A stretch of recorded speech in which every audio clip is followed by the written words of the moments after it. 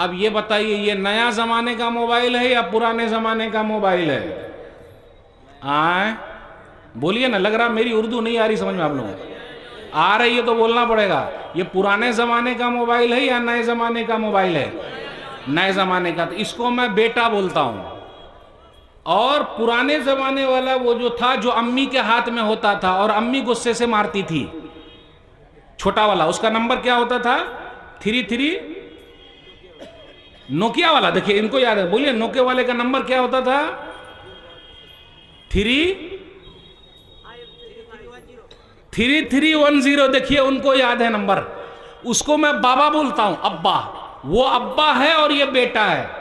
जब तक अब्बा जिंदा थे कोई बिगड़ा क्या? जब तक अब्बा जिंदा थे कोई नहीं बिगड़ा, और जब से ये बेटुआ आया है सबको बिगाड़ रहा है। बिगाड़ रहा है कि नहीं बिगाड़ रहा है? अब क्या है, अब रात रात भर सब मोबाइलें देख रहे हैं। क्या है भाई? ओ क्या है? वाह, आपका तो बड़ा अच्छा मोबाइल है, दिखाइए ना कितना अच्छा कलर है। नहीं भाई, और मोबाइल ऐसा है ना कि अगर कोई चीज गिर जाए तो आह निकल आती, ओ, और ये मोबाइल गिर गया तो जाने निकल आती है, जान निकल जाता, मोबाइल गिर गया, गया काम से। और अगर इसको लेकर पानी में अगर डाल दिए तो गया। लेकिन अब्बा को अगर पानी में डालते थे तो अब्बा कभी मरते थे? ये बाबा की अहमियत है। और बेटा ये बिगाड़ने में लगा हुआ है और अब्बा बनाने में लगे हुए थे, इसलिए अब्बा की अहमियत को समझिए। बेटुआ की अहमियत कहाँ रही? बेटे की कोई अहमियत नहीं रही। इसलिए मेरा भाई हो, ये जब से आया है बिगाड़ रहा है। एक जुमला मैं अक्सर कहता हूं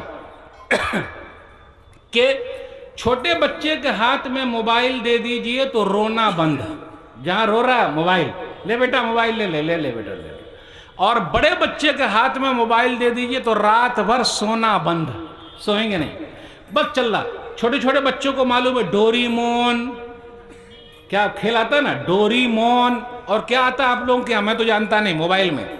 और छोटे बच्चे को अगर आप मोबाइल लॉक करके दे दीजिए, जो खेल रहा है लॉक करके आप दे दीजिए, बेटा खोल के दिखा, वो खोल के दिखाएगा कि नहीं दिखाएगा? आखिर उसका दिमाग तेज कैसे हुआ? वो तो कहीं गया नहीं पढ़ने के लिए। तो इसका मतलब यह है कि आजकल के बच्चे बहुत तेज हैं, उसको सही जगह पे लगाना पड़ेगा, और सही जगह पे लगाएंगे तभी कुछ होगा, और गलत जगह पे लगा देंगे तो गलत हो जाएगा। अच्छा, आपके झारखंड के एक बड़े क्रिकेटर हैं जिन्होंने अभी संन्यास ले लिया है, उसका नाम क्या है? बोलिए ना भाई। धोनी। अब धोनी नहीं रहे, राज किया कि नहीं किया? मिसाल क्यों दे रहा हूं? तरक्की अगर हम और आप चाहते हैं, वो तो छोटे से परिवार से आते थे और कहां तक पहुंच गए और कितनी मेहनत की और कितना आगे गए। तो बताने का मकसद ये कि मेरे भाइयों, बगैर मेहनत के कुछ नहीं होता। मेहनत तो करनी पड़ेगी, और जब मेहनत करेंगे तो आप आगे निकलेंगे। आज हमारे लोग शिकायत करते, अरे मौली साहब, अरे मौली साहब, जॉब कहाँ है, जॉब कहाँ है, मिलता नहीं, नौकरी नहीं मिल रही, ये है वो है दिस है। और यहाँ हम तो गेम खेलने में लगे हुए हैं, मेहनत करते नहीं। हमारी और आपकी सुबह कब होती है?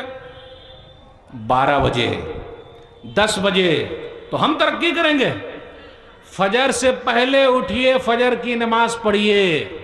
ये जो अपने जलसे हो रहे हैं ना, अल्हम्दुलिल्लाह, अगर ऐसे जलसे हुआ करें और फजर की नमाज ना हो तो कोई फायदा है ऐसे जलसे का?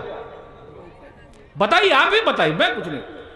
ऐसे जलसे हुआ करें, लोगों की भीड़ लगी करे, लोगों की भीड़ रहे, लेकिन फजर की नमाज ही ना हो।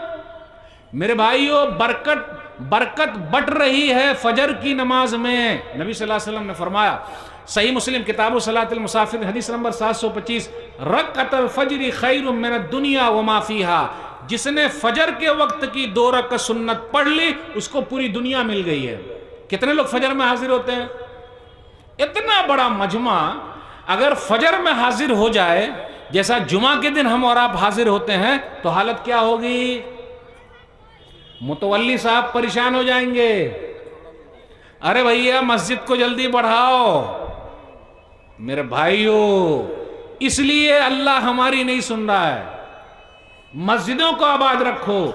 जब भी ऐसी परेशानी आए, आज हमारी मस्जिदें किसकी वजह से आबाद हैं? डॉक्टर साहब की वजह से, इंजीनियर साहब की वजह से। किसकी वजह से भाई? मास्टर साहब की वजह से। मैं डॉक्टरी के खिलाफ नहीं हूं, इंजीनियरिंग के खिलाफ नहीं हूं, मास्टरी के खिलाफ नहीं हूं। किसकी वजह से? मौलवी साहब की वजह से। आज मौलवी साहब की अहमियत तो यह है, लाख हम कुछ कर लें, पूरी जिंदगी मौलवी साहब के पीछे ही रहना पड़ेगा। जुमला अगर गौर कर लिए तो आपको समझ में आ जाएगा। जब तक हम जिंदा रहेंगे मौलवी साहब के पीछे रहना पड़ेगा, और जिस दिन हम मर जाएंगे उस दिन मौलवी साहब के आगे चले जाएंगे। नहीं समझे ये उर्दू? क्या समझे? कौन समझा इसको? जनाजे में आगे, यानी जब तक जिंदा रहेंगे मौलवी साहब के पीछे चलना पड़ेगा, और जिस दिन मर जाएंगे उस दिन मौलवी साहब के आगे चले जाएंगे। उसके बाद क्या होगा हमको क्या मालूम? यानी जब हम मर गए तो हमको क्या मालूम कि हम मौलवी साहब के आगे हैं कि पीछे हैं? तो मौलाना लोगों की अहमियत है कि नहीं है भाई? सबसे ज्यादा डरने वाले कौन है अल्लाह से? मौलवी साहब लोग। आज भी इस गए गुजरे दौर में जाहिरी लाइसेंस जो हमारा बचा हुआ है, इन उलमा की वजह से बचा हुआ, मौलवियों की वजह से बचा हुआ है। अब आपको बताऊं, ये हमारे मौलाना लोग कितनी कम तनख्वाह पे काम कर रहे हैं। सरकारी जॉब वाले की तनख्वाह, सरकारी नौकरी वाले की तनख्वाह, सैलरी 50,000, 1 लाख। लेकिन मौलाना लोगों से ये लोग मजाक करते, मौलवी साहब है, मौलवी साहब आपकी तनख्वाह में तो बड़ी बरकत है, 5,000 में बरकत है। आपके 50,000 में बरकत नहीं है, लेकिन मेरी 5,000 में इतनी बरकत अल्लाह ने रखी है, अल्हम्दुलिल्लाह। क्योंकि मौलाना लोग स्टील के बने हुए, जानते हैं, स्टील, लोहा के। इनको खाने पीने की कोई जरूरत नहीं है, बीमार उमार नहीं पड़ते हैं, हॉस्पिटल भी इनको नहीं जाना है। इनके 5,000 में इतनी बरकत, और हमारे 50,000 में बरकत है ही नहीं। तो मौलाना साहब भी मजाक करने वाले थे, कभी कभी मैं भी मजाक कर लेता हूं, यानी समझाने के लिए।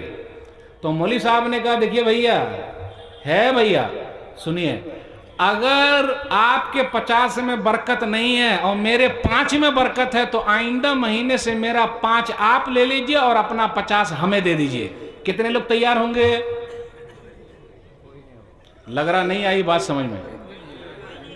अरे जब बरकत आप में 50 में है ही नहीं है, तो हमको दे दीजिए ना, और हमारा 5 आप ले लीजिए। तैयार होंगे? कितने लोग बोलते हैं अरे मौलवी बना देंगे तो बेटा कहां से खाएगा? शेख साहब ये भी है, कहां से खाएगा? और फिर मौलाना लोगों को ये भी बोलते हैं अरे बहुत भात खा रहे हैं ये, उनका पेट भी निकला हुआ है। बोलते ही नहीं बोलते?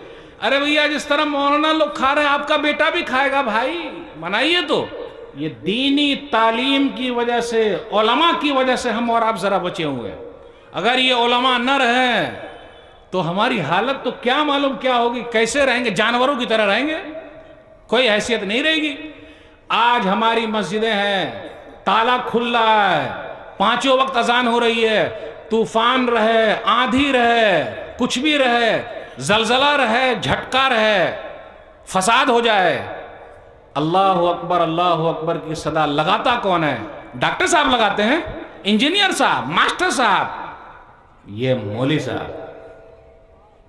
हम और आप कम से कम नाम के तो मुसलमान हैं मेरे भाइयों। ये दीनी तालीम की अहमियत। लेकिन एक शिकायत मुझे है और आइंदा भी रहेगी, हमारे दीनी मदरसों में भी जरा अपडेट नहीं है। अपडेट मतलब हालात के एतबार से हमको चलना पड़ेगा, कुछ चीजें हमें लानी पड़ेगी, जैसे अंग्रेजी वगैरह है, उसमें जरा अपडेट करना पड़ेगा।